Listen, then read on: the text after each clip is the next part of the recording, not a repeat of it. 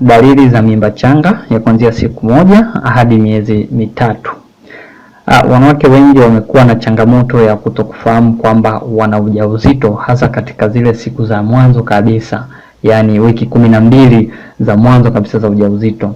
Hii ni kutokana kwamba katika kipindi hiki dalili za mimba zinazokuwa zinajitokeza ni za kawaida kabisa, ambazo kwa wanawake wengi ni mambo ambayo huwa yanawatokea mara kwa mara katika maisha ya kila siku. Kwa hivyo kushindwa kugundua kwamba ni wajawazito, jambo linalopelekea kuchelewa kuanza kliniki, kitu ambacho kinaweza kikahatarisha afya ya mtoto. Leo tunakuletea mada inayohusu ni mambo gani ya awali ambayo ukiyaona kwa mwanamke basi ni moja ya ishara ambazo kwamba tayari wewe ni mjamzito na unapaswa kuwahi kliniki kwa ajili ya ukuaji bora wa mtoto wako. Dalili ya kwanza ni kukosa hedhi, kutokana na kwamba tayari kunakuwa na ongezeko kubwa la homoni ambazo zinazuia upevushwaji wa yai, kwa hivyo mwanamke kukosa hedhi. Dalili ya pili ni kutengenezwa kwa ute mzito katika mlango wa kizazi, lakini pia katika uke. Kuna wakati ute huu unaweza ukatoka hadi katika uke. Lengo kubwa la ute huu mwili utengeneza kama kinga dhidi ya maambukizi mbalimbali kwa mtoto anayekua. Dalili ya tatu ni kukojoa mara kwa mara, kwa sababu tayari mlango mfuko wa kizazi unakuwa umeshakuwa na umetuna kiasi cha kugandamiza kibofu, hivyo kupunguza ukubwa wa kibofu. Kwa hivyo mwanamke anapokuwa na mkojo kiasi kidogo tu, basi anapata hamu ya kutaka kwenda haja ndogo.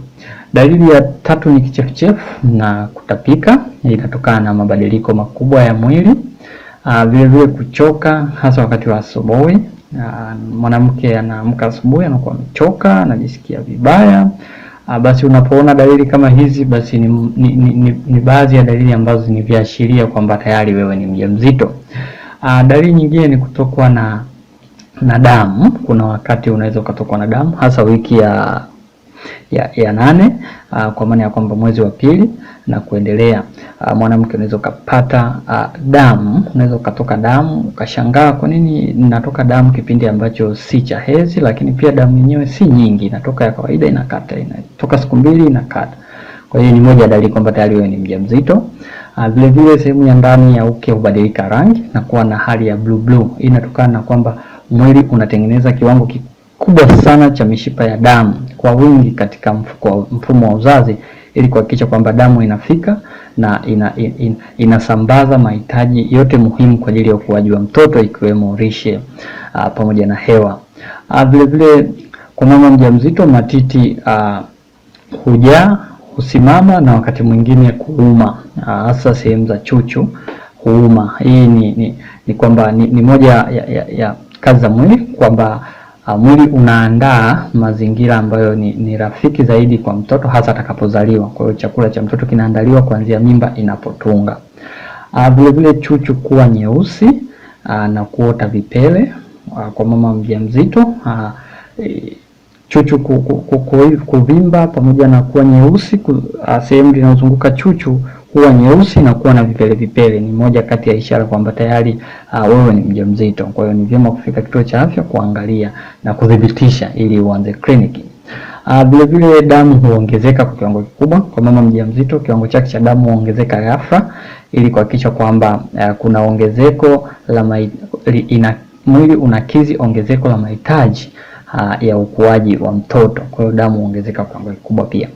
Kuongezeka kwa uzito, kwa sababu tayari mwili unakuwa katika hali ambayo unapokea kazi ya ziada. Kwa hiyo mahitaji ya mama yataongezeka pia.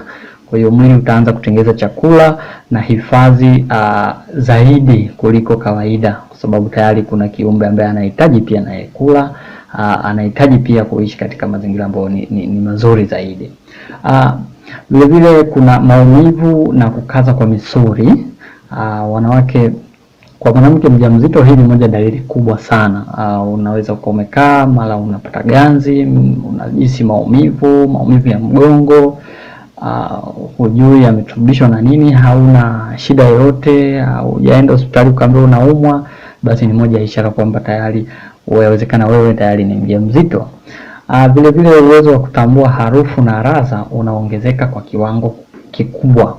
Uwezo wa mwanamke kutofautisha harufu na ladha Vile vile kuzitambua harufu na ladha unaongezeka maradufu. Ukiona hali hii, basi lazima uchangamke kidogo kuangalia, je, ni mjamzito ama kuna sababu nyingine. Mwanamke unenepa sana, hasa maeneo ya matiti na kifuani, ikiwa ni moja kati ya sehemu ya ukuaji wa matiti kama maandalizi ya chakula cha mtoto ajaye.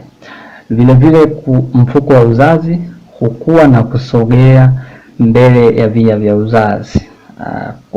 Kufanyika kwa jambo hili kunapelekea sasa tumbo kutuna na kuanza kuonekana. Mara nyingi ni wiki ya 12, kwa maana kwamba ni mwezi wa 3. Hali hiyo hujitokeza na mwanamke anaweza akagundua sasa kwamba kumbe ni mjamzito kwa kuangalia tumbo. Tumbo inakuwa ni kubwa kidogo na linakuwa ni gumu hata akiligusa. Vile vile kunakuwa na maumivu ya mgongo kutokana na mtoto kugandamiza maeneo ya ugwe mgongo, hasa mimba inapokuwa tayari na miezi 3. Vile vile kuna kupasuka kwa mishipa ya damu, hasa ile ya vena, kutokana na kutanuka kwa mwili. Mama ananenepa ghafla, anaongezeka uzito, maeneo mengi ya mwili yanatanuka. Hiyo kule kutanuka kuna haribu mishipa ya neva. Uharibifu huu ni wa kawaida, lakini kwa baadhi ya wanawake unaweza kuwa ni mkubwa sana na ukamsababishia matatizo ambayo yatahitaji dharura ya kitabibu. Lakini kwa wanawake wengi ni mabadiliko ya kawaida, ni mwili kutanuka kwa kawaida, mishipa ile ambayo inaharibiwa na inaacha alama ambazo ni maarufu sana kama michirizi. Inaacha michirizi kwa mama mjamzito. Kwa hiyo kama wewe unaona unapata michirizi, mwili wako unanenepa bila sababu yote maalum, unashangaa ni inasababishwa na kitu gani? Inawezekana pia sababu kubwa ni ujauzito. Hizi ni baadhi ya dalili kuu ambazo hujitokeza kwa mama mjamzito, hasa kwa mimba ya awali kabisa, kuanzia siku ya kwanza mpaka miezi 3. Kufahamu dalili hizi ni muhimu sana, na kwa mwanamke endapo unaona dalili mkusanyiko wa dalili moja au 2 kati ya dalili hizi zilizotajwa, basi hakikisha unafika kituo cha afya au hospitalini ili kudhibitisha kwamba je, ni mjamzito au si mjamzito, ili kuanza kliniki mara moja kwa ajili ya ukuaji bora wa mtoto wako. Mpaka wakati mwingine, bye.